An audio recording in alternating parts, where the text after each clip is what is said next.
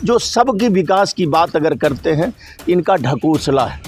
कोई पर्यटक स्थल नहीं, एम्स का स्थापना नहीं कर सके, दिनकर जी के नाम से विश्वविद्यालय की स्थापना नहीं कर सके, पक्षी विहार मंझौल में है, क्या उसका विकसित कर सके? ये केवल वोट की राजनीति करते हैं, इनको जनता से कहीं कोई लेना देना नहीं। भारतीय जनता पार्टी के फायर ब्रांड नेता हैं, केंद्रीय मंत्री हैं, इनको तो अपने सोचना चाहिए कि मैं यहाँ का लोकसभा का सदस्य हूँ, केंद्र में मंत्री हूँ, बेगूसराय का सांसद हूँ, बेगूसराय के मतदाताओं ने हमें वोट देकर पार्लियामेंट भेजने का काम किया। बेगूसराय कम से कम दिनकर जी, महाराष्ट्र के भी दिनकर जी हैं, इनके नाम से जाते जाते विश्वविद्यालय तो बना दें। चाहेंगे तो कुछ हवाई अड्डा को भी, उलाव हवाई अड्डा को विकसित कर दें, मंझौल कांवड़ झील को विकसित कर दें। ये तो कर नहीं सकते हैं। केवल हिंदू मुसलमान, हिंदुस्तान पाकिस्तान या तेजस्वी प्रसाद यादव जी का देन है, लालू जी का देन है, नीतीश कुमार का देन है, नहीं तो मोहन प्रसाद और शर्मा जी या वर्मा जी को मुख्यमंत्री ये बनाते तमाम इनका इतिहास उल्टा कर देखिए। है नरेंद्र मोदी जी में दम तो किसी दलित को आरएसएस का प्रमुख बना कर दिखा दें, हम बूझ लेंगे परिवर्तन करते। आरएसएस का प्रमुख किसी दलित वर्ग से बनावे, औकात नहीं है, नहीं करें। कोई प्रभाव पड़ने वाला नहीं है। लोकसभा के चुनाव में भारतीय जनता पार्टी खोजने के बाद भी नजर नहीं आएगी। नमस्कार, आप देख रहे हैं बेगूसराय फ्रंटलाइन। मैं इस वक्त लोहिया कर्पूरी आश्रम राजद के कार्यालय में हूं। यहां पर राजद के कई कार्यकर्ता और जिला अध्यक्ष मोहित यादव हैं। मोहित यादव अपनी और पार्टी की बात बड़ी ही बेबाकी से करते हैं, पार्टी के पक्ष में रखते हैं और बेगूसराय से संबंधित विषय पर मैं इनसे बातचीत करने जा रहा हूँ। अभी ज्वलंत मुद्दा है, ऐसे तो बेगूसराय का बहुत सारा मुद्दा है, अभी ज्वलंत मुद्दा है जो पीएम मोदी के द्वारा बिहार को एक ट्रेन के रूप में सौगात दिया गया। यह ट्रेन बहुत ही चर्चा में है, चर्चित है। वंदे भारत नाम से इस ट्रेन का बेगूसराय में ठहराव नहीं दिया गया। यह ट्रेन न्यू जलपाईगुड़ी से किशनगंज कटिहार होते हुए पटना पहुंचेगी और बेगूसराय इंडस्ट्रियल एरिया है, औद्योगिक नगरी के साथ शिक्षा नगरी भी है और यहाँ पर ठहराव नहीं किया गया। बेगूसराय का उपेक्षित हुआ। इस मुद्दे को लेकर, इस विषय को लेकर मैं राजद के जिला अध्यक्ष मोहित यादव से बात करना चाह रहा हूं। मोहित जी, आपका बेगूसराय फ्रंटलाइन में स्वागत। चलिए, राष्ट्रीय जनता दल की ओर से बेगूसराय फ्रंटलाइन के जो भी हमारे मुख्य संपादक हैं, संपादक जी को बहुत बहुत बधाई, बहुत बहुत बधाई। और ख़ास करके बेगूसराय ज़िला शंख और डपोर संघ के चपेट में आ गया है। एक हमारे भारतीय जनता पार्टी के फायर ब्रांड नेता हैं और यहाँ के सांसद भी हैं। उनका काम है विकास के बदले बेगूसराय का विनाश का रास्ता अपनाते हैं। जिसका जीता जागता उदाहरण है, वो रजौरा में हिंदू मुस्लिम को दंगा करवाने का अथक प्रयास किए, खातोपुर में हिंदू मुस्लिम का दंगा करवाने का अथक प्रयास किए, बलिया में भी हिंदू मुस्लिम का दंगा करवाने का प्रयास किए। एक ये संघ है, एक डपोर संघ भी उन्हीं भारतीय जनता पार्टी के ही राज्यसभा के सदस्य हैं। आज तक सामहो पुल का चर्चा जोर शोर से अखबार में आप लोग सुने होंगे, लेकिन अभी तक पता करिए धरातल पर किसी ज़मीन मालिक का नोटिस तक नहीं मिला। जो हम आपका ज़मीन एक्वायर कर रहे हैं, जो विधिवत होना चाहिए, केवल 24 के तैयारी हेतु पोल गरमाना आरंभ कर दिए हैं। एक बहुत बड़ा बेगूसराय के लिए दुर्भाग्य है। शंख और डपोर संघ के चक्कर में बेगूसराय हमारा पड़ गया है। हम आपसे कहना चाहते हैं, बेगूसराय को जो प्रगति, बेगूसराय को जो विकास होना चाहिए, इसमें ये दो आदमी बाधक के रूप में खड़े हो गए। केवल क्या बेगूसराय में विकास नहीं हो रहा? ये हमारे केंद्रीय मंत्री हैं, राज्यसभा के सांसद हैं, उनसे पूछा जाए। आपने कांवड़ झील में बहुत बहुत बड़े बड़े माला और टोपी पहन कर आए। ये बेगूसराय मंझौल में पड़ता है कांवड़ झील। क्या इनके नेतृत्व में कहीं से कोई चर्चा लोकसभा से लेकर राज्यसभा में ये चर्चा किए या हुआ कोई विकास कांवड़ झील का? पक्षी विहार के नाम से हमारा कांवड़ झील जाना जाता है। ये पर्यटक स्थल के रूप में विकसित होना चाहिए, जो इन्होंने प्रयास नहीं किया। अब ले लीजिए आप, ये ओवर माने ब्रिज जो बन रहा था 4 लेन का, उसमें ये बनने से पूर्व बेगूसराय का बहुत बड़ा ये एडवर्टाइज छपवाते थे। जब बेगूसराय के लिए हम इतना काम कर दिए, बहुत बड़ा बड़ा विज्ञापन में भी छपवाए थे, जो ये टाउनशिप से लेकर और ये इसको बनाएंगे हम लाखों तक का। फिर अधूरा क्यों छोड़ रहे हैं? ये बेगूसराय का किस तरह से अस्त व्यस्त कर दें, इन्हीं का षड्यंत्र है। विकास के नाम पर हमारा बहुत पुराना है उलाव हवाई अड्डा। अगर ये केंद्रीय मंत्री थे, राज्यसभा के सांसद थे, इनको उलाव हवाई अड्डा को विकसित करना चाहिए, लेकिन इनसे पार नहीं लगा। हमारे राष्ट्र कवि दिनकर जी थे, इनके नाम से विश्वविद्यालय बनना चाहिए। क्या इन्होंने प्रयास किया राष्ट्र कवि दिनकर जी के नाम से हम एक विश्वविद्यालय भी बनावें? क्या माने इनका कहाँ कोई योगदान है बताइए? कहीं किसी तरह का कोई योगदान? केवल बेगूसराय को विनाश के पथ पर ले जाने के लिए 2 ये शंख और डपड़ शंख हमारे बेगूसराय में। भाजपा कहती है जो हमारा विकास, हमारा काम दिखाई देता है। अब बताइए न, कहाँ इनका विकास दिखाई दे रहा? हम तो 4-5 चीज़ को बतलाए। उलाव हवाई अड्डा को अगर इनके रीजन में, माननीय जो हमारे ये प्रधानमंत्री जी भी उलाव हवाई अड्डा आए थे ये 19 के लोकसभा के चुनाव में, और प्रधानमंत्री के द्वारा ही भी घोषणा किया गया था जो हम ये बेगूसराय उलाव हवाई अड्डा को विकसित करेंगे, इस पर जो है से कार्य प्रगति पर लाएंगे। लेकिन अभी तक कोई चर्चा। बेगूसराय हमारा औद्योगिक नगरी है, क्या एम्स का स्थापना हुई? एम्स की स्थापना हुई? किसी प्रकार का बताइए। जो सबके विकास की बात अगर करते हैं, इनका ढकोसला है। कोई पर्यटक स्थल नहीं, एम्स का स्थापना नहीं कर सके, दिनकर जी के नाम से विश्वविद्यालय की स्थापना नहीं कर सके। औद्योगिक नगरी है, पक्षी विहार, हमारा बिहार पक्षी विहार मंझौल में है, क्या उसका विकसित कर सके? इन सभी मुद्दों के लिए विपक्ष भी जिम्मेदार है। आप लोगों ने आवाज़ उठाया। ये खास करके ओवर ब्रिज वाला जो सवाल था, मैंने मांग पत्र जिलाधिकारी को पार्टी की ओर से सौंपने का काम किया। उन्होंने आश्वस्त करने का काम किए हैं जो यथाशीघ्र इस जो ओवर ब्रिज बन रहा है NH पर, उसको हम बढ़ाकर लाखों तक ले जाने का मांग हम महामहिम राज्यपाल जी के यहाँ भेज दिए हैं। अगर ये नहीं होता है तो हम लोगों को पार्टी के द्वारा इस मुद्दे पर उग्र आंदोलन करने का कार्य किया जाएगा। मैंने बार बार बेगूसराय के विकास के नाम पर कहीं भेदभाव किसी पार्टी की चर्चा मैं नहीं करना चाहता हूँ। ये भारतीय जनता पार्टी के फायर ब्रांड नेता हैं, केंद्रीय मंत्री हैं, इनको तो अपने सोचना चाहिए कि मैं यहाँ का लोकसभा का सदस्य हूँ, केंद्र में मंत्री हूँ, बेगूसराय का सांसद हूँ। बेगूसराय के मतदाताओं ने हमें वोट देकर पार्लियामेंट भेजने का काम किया। बेगूसराय कम से कम दिनकर जी, राष्ट्र कवि दिनकर जी हैं, इनके नाम से जाते जाते विश्वविद्यालय तो बना दें, और इनके चाहेंगे तो कुछ हवाई अड्डा को भी, उलाव हवाई अड्डा को विकसित कर दें, मंझौल कांवड़ झील को विकसित कर दें। ये तो कर नहीं सकते हैं। केवल हिंदू मुसलमान, हिंदुस्तान पाकिस्तान। केंद्रीय मंत्री का बेगूसराय के सांसद और केंद्रीय ग्रामीण विकास मंत्री गिरिराज सिंह का 5 साल कार्यकाल होने जा रहा है। 24 में फिर लोकसभा का चुनाव होने जा रहा है। क्या लग रहा है जो उनका काम जो है बेगूसराय में, आप किस रूप में, कौन सा उनका काम सबसे आपको बेहतर लगा? आप बता दीजिए एक भी कार्य जो किए होंगे बेगूसराय ज़िला में। बेगूसराय ज़िला में हो सकता है आपको साहेबपुर कमाल में कुछ कर दिए होंगे, लगता है बखरी में कुछ कर दिए हैं, लगता है बेगूसराय में कुछ कर दिए हैं, लगता है मटिहानी में अगर आपको नज़र आ रहा है उनका काम कहीं नज़र आ रहा है तो अभी बताइए। वो केवल, हमको नहीं लगता है जब केंद्रीय ये राशि, संसद का जो राशि है उसको कहाँ गबन कर गए, ये तो जांच का बिंदु है। उनका कहीं भी हम बोर्ड नहीं देख रहे हैं जो माननीय मंत्री जी के द्वारा कहीं भी बेगूसराय में एक भी शिलापट बता दीजिए तो।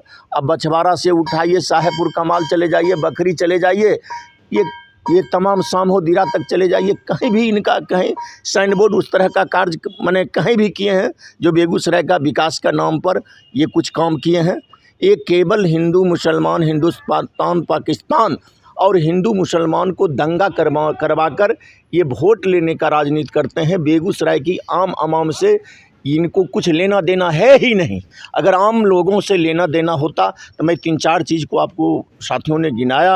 अगर ये चाहते जो बेगूसराय वास्तव में विकसित हो, बेगूसराय का विकास हो, तो हवाई अड्डा को विकसित करते, विकास करते। ये औद्योगिक नगरी है, ये कम से कम ये कांवड़ झील को विकास करते। ये कम से कम जैसे दिनकर जी हमारे राष्ट्र कवि हैं, हमारे ज़िले के धरोहर हैं, उनके नाम से विश्वविद्यालय भी कम से कम इतने तीनों चीज़ में कुछ तो कर देते। बेगूसराय का विकास जो नहीं हो रहा, आपने कहा कि क्या राजनीतिक इच्छा शक्ति नहीं है? यहाँ 2-2 सांसद हैं। देखिए, केवल इनका वोट का राजनीति है, ये केवल वोट की मैं तो बताया। एक ये शंख हैं, टपोर शंख जी भी जो सामहो पुल की बराबर चर्चा करते हैं। आप बता दीजिए कि कम से कम उसका प्रक्रिया में भी लग गए होंगे। प्रक्रिया में कम से कम पहला प्रक्रिया है भूमि अधिग्रहण। किसी किसान के द्वारा बता दीजिए जो हमको जिलाधिकारी के माध्यम से एक नोटिस मिला है जो आपका ज़मीन को अधिग्रहण किया जाएगा। केवल ये 24 की तैयारी को लेकर पोल पाया अखबार में अपना विज्ञापन छपवाते हैं। बेगूसराय के विकास से कुछ लेना देना है ही नहीं। 24 का चुनाव बहुत करीब है, नया साल आने वाला है और मई में चुनाव होने जा रहा है। क्या लग रहा है, क्या होगा महागठबंधन से इस बार? देखिए, ये जनता सजग है, लोकतंत्र की प्रहरी जनता मालिक है। जनता के द्वारा निर्णय इस बार स्पष्ट आ जाएगा। ये शंख और डपोर शंख से छुट्टी जनता चाह रही है। इस बार की चुनाव लोकसभा को जो होगा, जनता ने महंगाई की मार झेल चुकी है, तमाम युवाओं ने बेरोजगारी का मार झेल रहा है, किसानों की जो तबाही हुई किसान याद रखे हुआ है। यह संविधान विरोधी जो नीति है, ये आरएसएस समर्थित सरकार को इसको इस बार जाना तय है। खास करके बेगूसराय ज़िला में आने वाला दिन इतिहास बताएगा। जो भी उस चुनाव चिन्ह को लेकर आएंगे आरएसएस समर्थित, वो जमानत जब्त करा कर जाएगा। महंगाई का असर कहाँ दिखाई दे रहा? आज युवाओं में, महिलाओं में पीएम मोदी जी अभी भी लोकप्रिय बने हुए हैं। ये तो केवल अखबार में और टीवी में जो गोदी मीडिया है उसके नज़दीक ये केवल लोकप्रिय बने हुए हैं। इनको पूरा आप भारत का सर्वे करिएगा या दुनिया के किसी देश से चर्चा करिएगा तो मोदी जी को विनाश पुरुष के नाम से जाना जाता है। इनको स्पष्ट शब्दों में विनाश पुरुष के नाम से लोग जान रहे हैं, विकास पुरुष के नाम से नहीं। अगर ये बता दें, नरेंद्र मोदी जी ये अपने शासनकाल में हो सकता है बिहार में एक फैक्ट्री नहीं लगाने का काम किए, मध्य प्रदेश में लगाए होंगे, राजस्थान में लगाए होंगे, गुजरात में लगाए। नहीं लगाए, नहीं काम कर रहे हैं तो उनकी सरकार क्यों बन रही? केवल सरकार 3 स्टेटों में जो चुनाव हुई है वहाँ की जनता के मत से ये सरकार नहीं आई है। वहाँ केवल ईवीएम हैंग करके ये सरकार बनी है। जनता आज के तिथि में भी आप सर्वे कर लीजिए, जनता महंगाई की मार झेल चुकी है। युवाओं के द्वारा बेरोजगारी का इनका नौटंकी देख लिया है। कारण जो भी पूर्ववर्ती सरकार के द्वारा बनाया गया फैक्ट्री प्लांटेशन था, तमाम चीज़ों को इन्होंने बेचने का काम किया। रोजगार देने के बदले देश के युवाओं के साथ बहुत बड़ा छल करके बेरोजगार बनाने का काम किए हैं। और ख़ास करके हम एक बात आपको पत्रकार बंधु कहना चाहते हैं, हमारी जो गठबंधन की सरकार जो बिहार में है, यह विकास की सरकार है। ये सरकार में देख लीजिए, नरेंद्र मोदी जी प्रत्येक वर्ष 2 करोड़ युवाओं की रोज़गार देने की चर्चा किए थे, एक भी रोज़गार नहीं दिए। और जो रोज़गार में लोग थे उन्हें भी बेरोज़गार करने का काम किए। लेकिन हमारी जो बिहार की सरकारें हैं, ये एक विभाग में केवल लाखों लोगों की नौकरी देने का, अन्य विभागों में भी नौकरी देने का ये कार्य कर रही है। और जीता जागता उदाहरण है भारत का जीता जागता उदाहरण है जो एक देश एक सिद्धांत। बताइए, हमारे शिक्षक जो बहाली हुई बिहार में, पूरे देश के लोग आमंत्रित किए गए। पूरे देश के युवाओं को बेरोजगारी के ख्याल रखते हुए हमारे जो बिहार की सरकारें हैं, पूरे देश के युवाओं ने अपना आवेदन अप्लाई किया, तो देख लीजिए सभी स्टेट से यहाँ टीचर बने हैं। जो तेजस्वी यादव ने उप मुख्यमंत्री बनने के बाद जो घोषणा किया, जो 20 लाख युवाओं को रोजगार दिया जाएगा, उसका पहल किया जा रहा, वो काम चल रहा है। आप देख लीजिए हमारे देश के जो राज्य के जो लोकप्रिय उप मुख्यमंत्री तेजस्वी प्रसाद यादव जी हैं, देश के युवाओं के जो आवाज़ हैं, और ख़ास करके जिस तरह से आदरणीय लालू प्रसाद यादव जी को देश के सभी स्टेटों में सामाजिक न्याय के योद्धा के रूप में जाना जाता है, उसी तरह से बिहार के लोकप्रिय उप मुख्यमंत्री तेजस्वी प्रसाद यादव जी को पूरे देश के लोग आर्थिक न्याय के महानायक के रूप में जाने जाते हैं। आर्थिक प्रगति की ओर ये अपना कार्य कर रहे हैं। जो वादा किए थे उस वादा के हिसाब से देख लीजिए नौकरी दे रहे हैं कि नहीं। जो तेजस्वी प्रसाद यादव जी ने 20 के विधानसभा चुनाव में बेगूसराय, खगड़िया, अररिया, मधुबनी, दरभंगा, सहरसा तमाम जगह जाकर एक चीज़ घोषणा किए थे, हमारी सरकार बनेगी, प्रथम कैबिनेट की बैठक में हम यह स्वीकृति देंगे, 10 लाख बेरोजगार युवाओं को सरकारी नौकरी देने का काम करेंगे। क्या ये कार्य सरकार नहीं कर रही है? ये सरकारी नौकरी देने का काम कर रहे हैं। हमारा लगता है ये सामाजिक न्याय के महानायक तेजस्वी प्रसाद यादव जी जितना वादा किए थे उससे डबल नौकरी देने का, सरकारी नौकरी देने का काम करेंगे। क्या अगले चुनाव जो 24 में हो रहा है, राजद और जदयू में तालमेल अच्छा है? देखिए ये गठबंधन की सरकार है, ये इंडिया गठबंधन की सरकार बिहार में चल रही है, और तमाम जो नेता हमारे हैं, तमाम लोग लालू जी के नेतृत्व में चल रहे हैं। लक्ष्य है इंडिया गठबंधन का इस देश को बचाने का, इस देश का संविधान को बचाने का।